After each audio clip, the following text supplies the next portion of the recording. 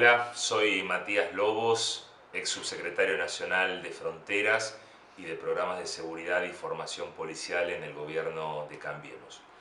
Quiero compartir con todos ustedes una reflexión que ha sido publicada en el diario de La Nación a raíz de la coyuntura de pandemia que tenemos en nuestro país. Todos nosotros escuchamos que se recurrió en Argentina y en el mundo a la metáfora bélica, la idea de que la pandemia tenía que ser igualada o pensada como un ataque externo que sufrían las naciones. Efectivamente, cuando uno ve la historia del mundo, ve que las amenazas externas generaron procesos de unidad nacional. Y para que esos procesos de unidad nacional se den, tienen que darse tres condiciones. Primero es la existencia de una amenaza externa. Segundo, un consenso social amplio para que la nación transite el camino de la unidad.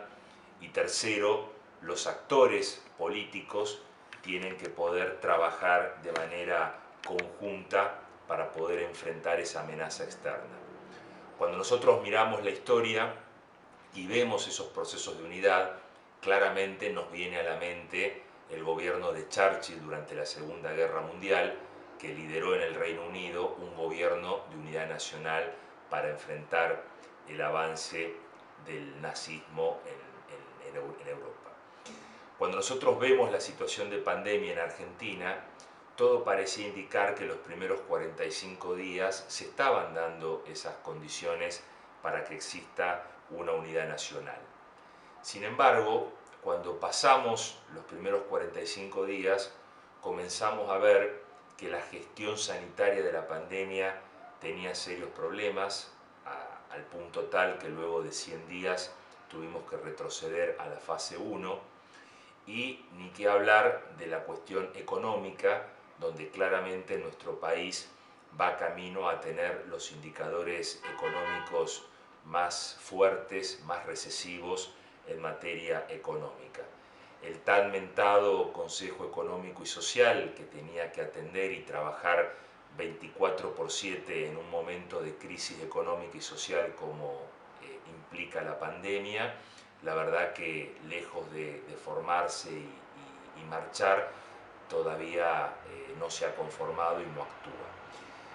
¿Qué queremos decir con esto? Que frente a falencias profundas en la gestión sanitaria y a un gran retroceso en materia de indicadores económicos, evidentemente este discurso, esta agenda de la unidad nacional comenzó a cambiar, comenzó a ponerse sobre la agenda otros temas.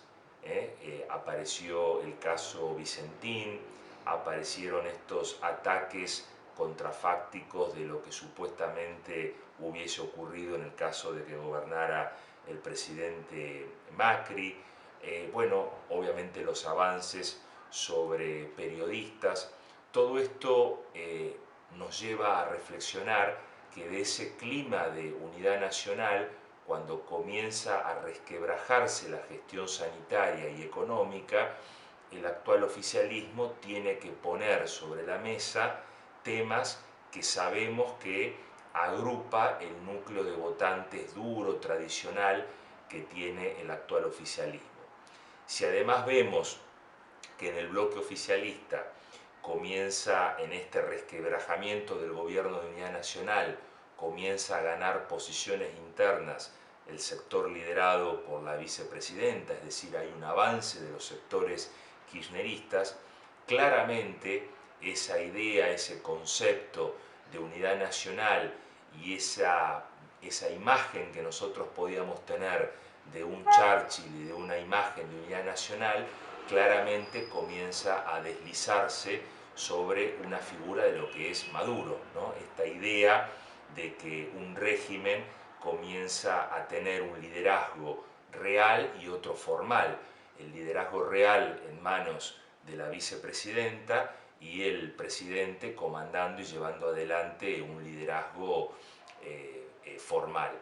Esto evidentemente nos lleva a reflexionar y a pensar que si en algún momento la pandemia nos había puesto frente a una situación, a una idea que podíamos transitar hacia la unidad nacional, claramente las últimas semanas vemos que nos estamos acercando más a un horizonte similar al de Maduro, donde vuelven a aparecer los temas duros que dividen, vuelve a reaparecer con fuerza la grieta que divide a los argentinos y que abroquela el voto duro del sector oficialista en torno a las consignas y a la figura de la vicepresidenta. Esta es una reflexión que quería compartir con todos ustedes y les dejo un fuerte abrazo a todos.